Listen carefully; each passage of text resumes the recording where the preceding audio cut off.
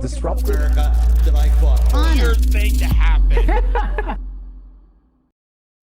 Hello, one and all. Welcome to this edition of Kitz Corner. Hope you're having a fantastic day so far. Social media has always been troublesome because the more we continue to understand how co-opted and corrupted these big tech companies are when it comes to censorship, when it comes to the government intervening in our speech, in our narratives, so that they control the narrative and culture of society, it's just making less of it social. Social media is getting less social the more we understand how deeply corrupted companies like Facebook, Twitter, Instagram, so on and so forth. Now, we did have a little bit of a victory when Elon Musk decided to take over Twitter and buy them out and expose, the censorship tactics of the former management of Twitter through the Twitter files, and that's where Matt Taibbi and Michael Schellenberg and Barry Weiss came out with those reports about the insider effects of Twitter. But then we also realized that Elon Musk, yes, he's for open speeches. Yes, he's definitely a step forward in the right direction. But he's also a character for free speech for thee, but not for me. Or for free speech for me, but not for thee. That's kind of what we're being seeing in the realms of this. So we've shown you this before, but I want to just highlight again the tactics of this. So this is from Mint Press News that we showed you before, just how co-opted social media companies are. So remember when we showed you, this is the Mint Press News exclusive story of how CIA agents were deliberately getting jobs at Facebook to control social media, just like they did with, television stations through Operation Mockingbird. They still continue to do that. They still hire ex-CIA officials, ex-FBI, and government bodies to control the media so they can control the narrative and control the mass information drove heading to you so they can propagandize people.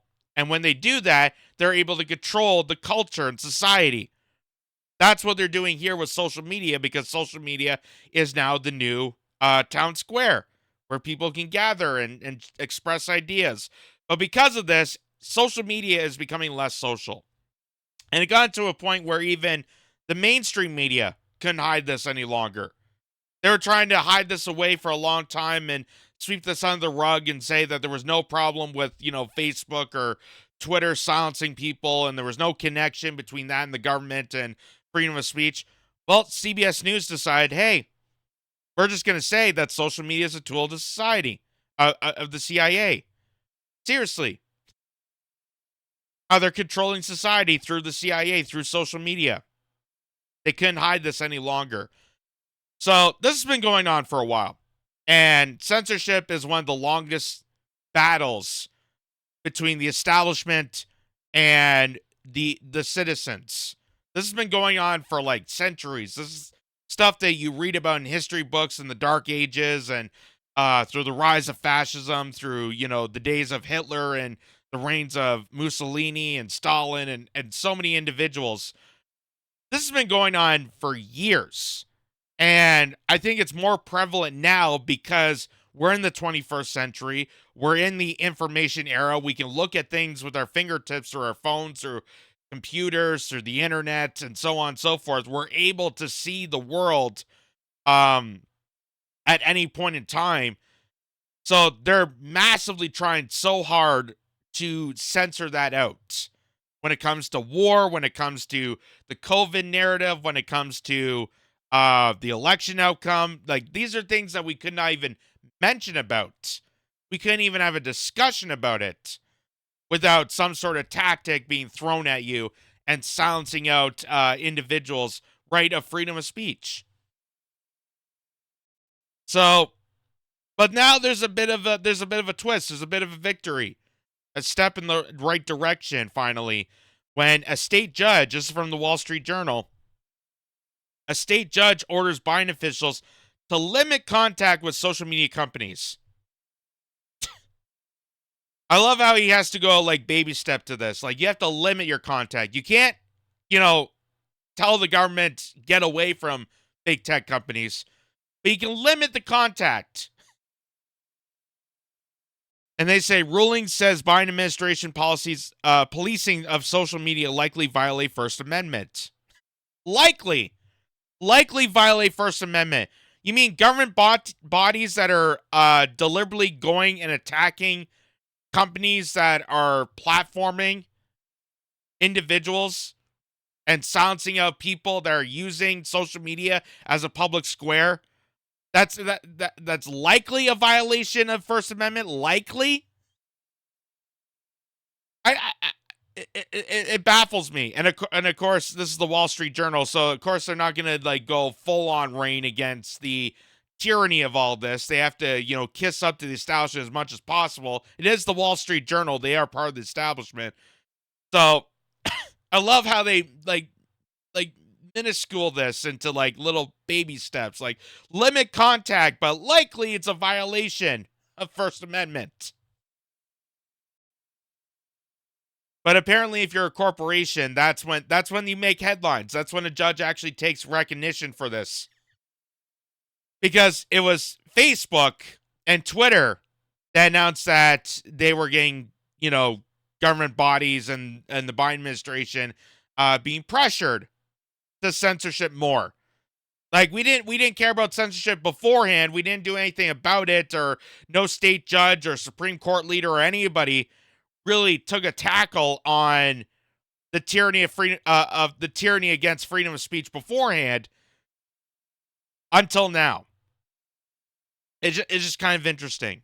So here's a bit of a news report on this, and listen to what they have to say here. Morning, a federal judge in Louisiana is limiting the Biden administration from contacting social media companies. The judge saying the administration likely violated the First Amendment when it pressured those companies to remove certain posts. The order comes as Republican attorneys general in 2 states sue the administration, claiming it pressured sites like Facebook, Twitter, and YouTube to remove messages containing purported misinformation about COVID-19, election security, and other issues.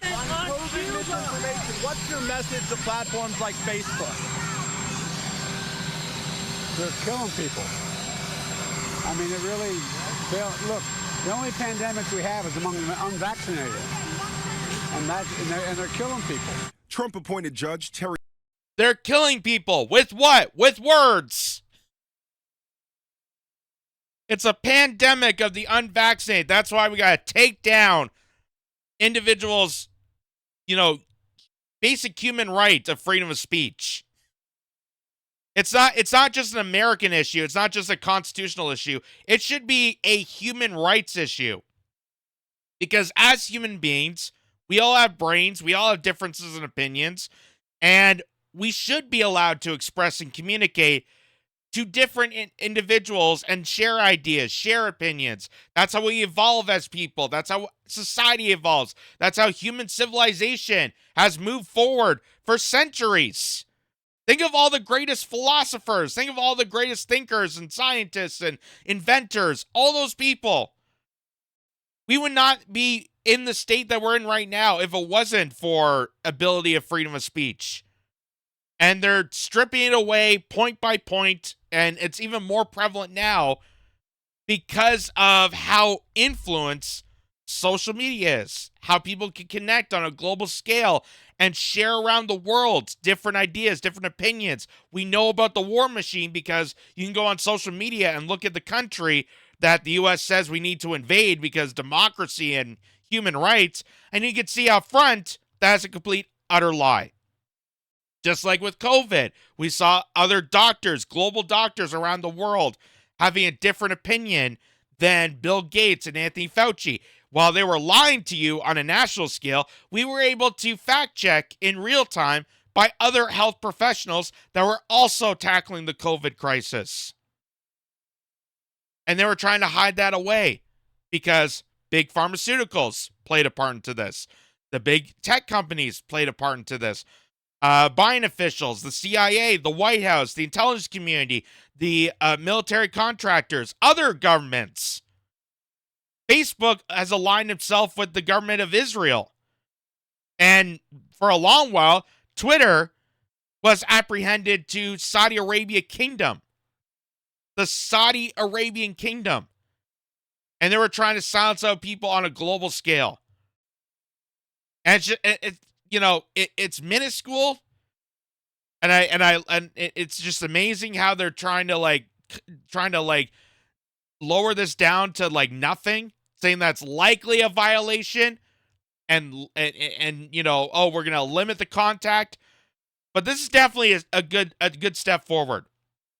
And considering the fact that here in Canada we're going backwards, we just announced like another censorship bill that's gonna throw away your ability to view news content on social media platforms, while also introducing Bill C-11 that's also going to slap down on content creators and so on. So it's just insane.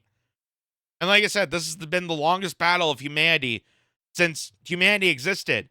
The establishment always wants to silence out information from the peasants, from us, because knowledge is power. And the more knowledgeable you become about, especially with the establishment, you become more powerful than them. And they don't want that. They don't want people to be powerful. They want people to be smart enough to work the machines, but not smart enough to know why they're being manipulated to work the machines. And yes, I was paraphrasing George Carlin's joke. Doty called the efforts by the Biden administration Orwellian, saying American citizens have the right to engage in free debate about significant issues affecting the country. The judge adding, it is quite telling that each example or category of suppressed speech was conservative in nature. Now, I would just add on there that, this is kind of you hear this a lot that, it's these liberal tech companies that are silencing out conservative voices. Like, you always hear that factor of this debate. But what I want to add is that it's not just conservative voices that are being silenced out. It's people that challenge the status quo. And just because the status quo may sound more liberal than most conservatives, that doesn't mean that it's only conservatives that are being targeted. You look at, journalists that are primarily more to the left than the Democratic Party. You see people that are challenging the establishment and their narratives being silenced out. You see publishers. You see how they're treating Julian Assange for exposing information. I wouldn't say Julian Assange is a massive conservative, but he did challenge the status quo. He did challenge the establishment, and they attacked him for it. So that's the big thing. It's not just left versus right. It's not left versus right, because that whole dichotomy is a distraction to make you feel like it's your neighbors, your friends, your family that's ganging up on on each other. But really what it is, it's us versus them. It's the establishment, it's the leaders, it's the lordship, it's the people who have control, wanting to take control of the masses. And, anti-establishment has become part of the conservative lexicon, I guess, because there's more and more right-wingers that sound more, what used to be left-wing. So I agreed to that point, but also just want to add the context that it's people that challenge the establishment that are getting silenced out by this. The judge also issued a preliminary injunction barring top administration officials and several federal agencies, including the Justice Department, from having any contact with social media platforms for the purpose of encouraging the removal, deletion, suppression, or reduction of content containing protected free speech. The decision appears to take effect immediately, but can still be appealed. So that's the kicker, is that it's definitely a step in the right direction. I applaud this motion. I'm glad this judge finally did something to protect free speech. But did he really do enough? Did he really hammer hard? Did he really step up to the plate? Because as even this news report says, yes, it's coming into effect immediately, and we're going to try everything that we can to allow social media to be social again, but it could just easily be repealed. It could easily be repealed. And that's how deeply corrupted it is. Like, how just easily they could take something that would be beneficial to every single individual, whether you're left-wing, right-wing, independent, conservative, liberal, libertarian, progressive, black, white, whatever gender, race, creed you are. This is a huge victory for everybody. That they could just easily, like a light switch, just take it all away. Because of just how deeply corrupted the whole administration is. And not just Biden, not just Kamala Harris, not just people in the White House, but the intelligence community, the corporations that entrench themselves into the government so that they control people. And that's why we need more investigations like, Twitter files or the Facebook files. And we need transparency for these corporations. We need transparency from the White House. And expose the tyrannical Orwellian takedown of people's right to be on social media and allow themselves to express themselves. Because, as you know, the internet is now the public square. We now enable ourselves to do e-commerce and share ideas, and journalists have been using it to share a message. We've been doing it since the dawn of social media. And it's just been a battle and a battle of a battle ever since. But we're definitely getting the step in the right direction. I just wish it was more prevalent. I just really wish it was a harder step in the right direction. And I also just wish this is something that they noted here in Canada, because as one judge is managing to question the authority of the government taking control of social media, I don't hear any Canadian judges or any official here questioning the tyranny of Justin Trudeau with Bill C-11. I don't see any pushback to it. I don't see any pushback to that or Bill C-18 or any other tactic used to control the masses. And you're able to control the masses when you control the information in secrecy. That's how you manipulate someone. And as Mark Twain, I think it was Mark Twain, as stated, it's easier to fool someone than to tell them that they've been fooled. Because if you don't have transparency, you can easily tell anybody random stuff and misinform them. And the biggest portrayers of misinformation is the government bodies themselves. So kudos to the judge. Definitely going on the right track. Let's just hope this goes further and further for the right cause. Let's just hope of that.